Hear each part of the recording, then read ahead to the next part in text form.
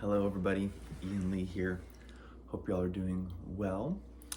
In this video I want to talk about minor 6 chords and how they relate to dominant chords, at least in just two instances in particular, because there's always so many ways we can relate different chords to and different shapes and sounds to other shapes and sounds and chords. So let's go ahead and dive right in. Give me 1 second. I'm gonna take another hit of my yerba mate here.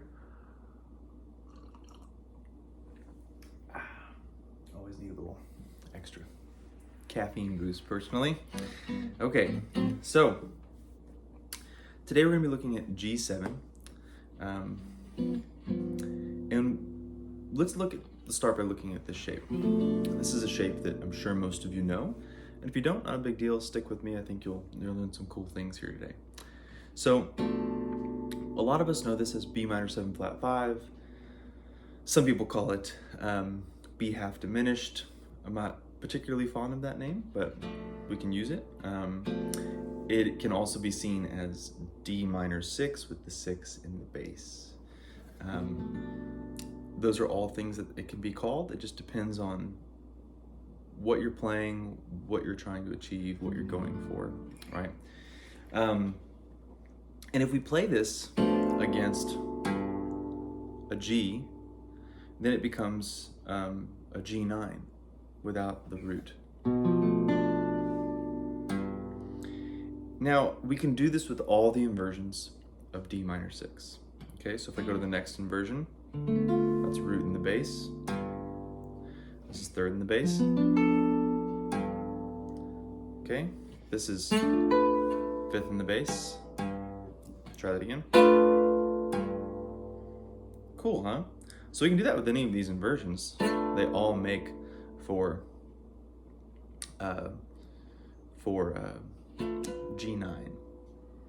Now, if we think about what Barry Harris talks about in terms of the way he uses the language, words to describe this sound and how to play around with it, he calls this the minor 6 on the 5 relationship. And what does he mean by that? He means a minor 6 chord built off the 5th of the dominant chord in question. So in this instance, we have G7 as our dominant chord. The 5th is D, and we're going to build a minor 6 chord off that. Now, if we get into playing with the scale of chords, we could play our minor 6 diminished, and you can create movement around that all over G7. So I could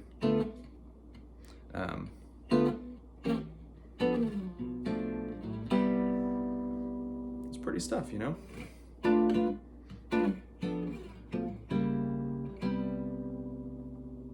All really cool stuff. Lots of ways to mess around with that and create pretty sounds. You could do a little slower and make it more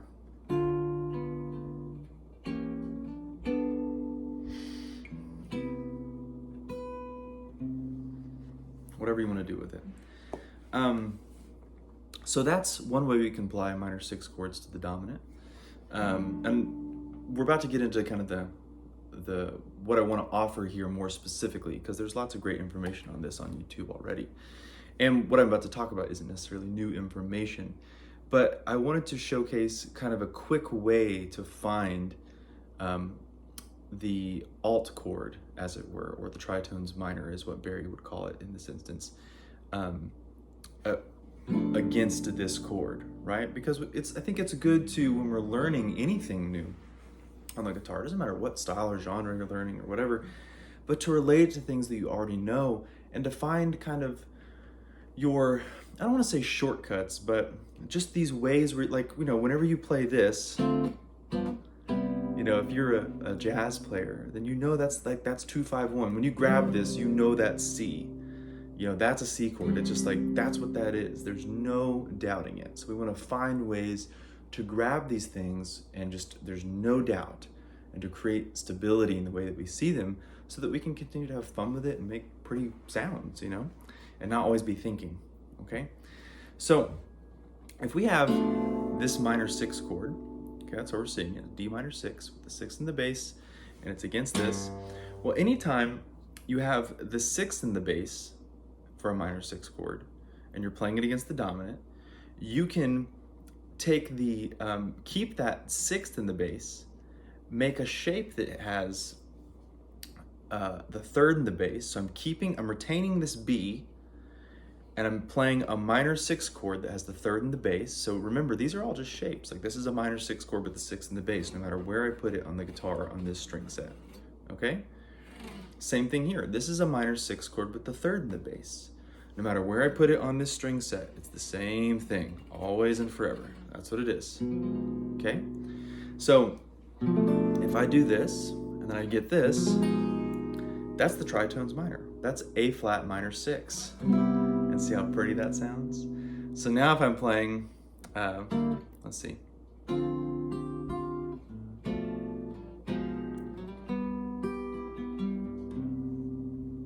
That's pretty cool stuff, huh? And now, just for those of you who may not be familiar, or those of you who maybe feel sound in the concept yet, let's talk about what the Tritones minor is. You know, anytime you have a dominant chord, you can do a tritone sub to get to where you're going, which is supposed to always be around the cycle of fourths. So if we're going from G7 to C, which if you look at the circle of fifths, cycle of fourths, you're going G7 to C or G to C.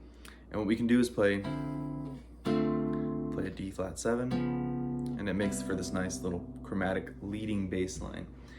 Now, what you can do is then play the minor 6 and the 5th, that same concept I talked about earlier in the video, but you can do it off the tritone. So in this case, we have A flat minor 6, and that becomes the Tritones minor, as it were. So it's still that minor 6 on the 5th relationship, but it's from the tritone.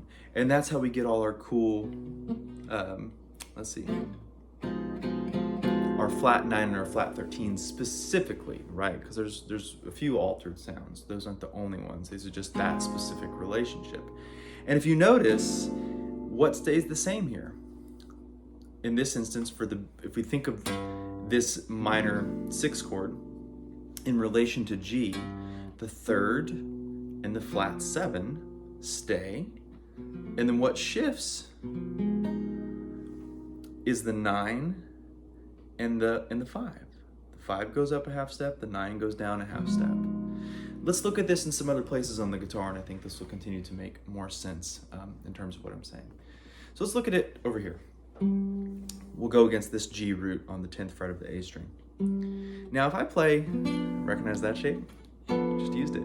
If I use that shape where I'm building a minor 6 chord with the third in the bass, but I'm playing it, it's off the flat 7 of the chord. Okay, does that make sense? It's kind of a lot of info, but so I'm playing this chord shape off of the flat 7, off of F in this instance. And I'm getting that same 9 sound, that dominant 9 sound, okay? That G dominant 9, okay? Now, again, if I keep that there and I switch the shapes, now I have my altered sound. You see how that worked? Down here it's 9, altered. Here it's 9, altered. Okay? What about here? We all know that shape, right? That's a G7, the 7 in the bass. It's on the drop 2, the highest string set. Okay? There's the 9. Now if I here, that shape is the 9, right? There's G9, right? Now if I'm here and I keep the root in the bass, or not the root, sorry, if I keep the bass note the same and I switch the shape, I now have my altered sound. Same here. Keep the bass note the same, but make that other minor 6 chord, right? So we're always playing with a minor 6 chord with the 6 in the bass or the 3rd in the bass.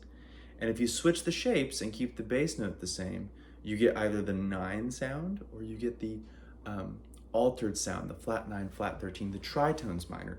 And of course, if you're a Barry Harris, if you like what he offers in terms of music and jazz and the scale of chords, then you can start playing with these things a little more. So I can start going 1, 2, 3, 4, 1, 2, 3.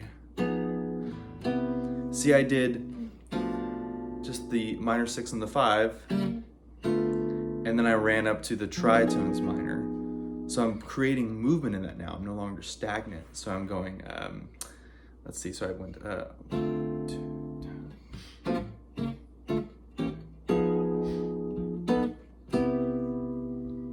you know, fun little thing there. So I'm trying to play in time. I don't think I'm doing a very good job of it, unfortunately, right at the moment.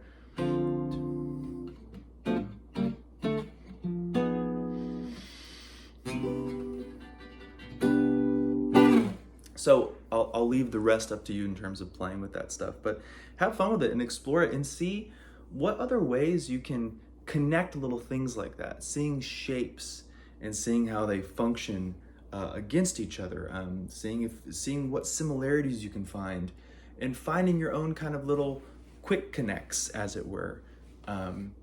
You know, just a quick connection, something that you can just bind and go, oh yeah, that's that thing. And then you can start improvising with it a little more and being more free with it, right? Anyways, thank you for watching as always. I sure do appreciate y'all. I'm having a lot of fun making these videos. I'm really appreciating the subscriber count going up and everything. So let's keep having some fun together and just making music. Okay, y'all have a great day.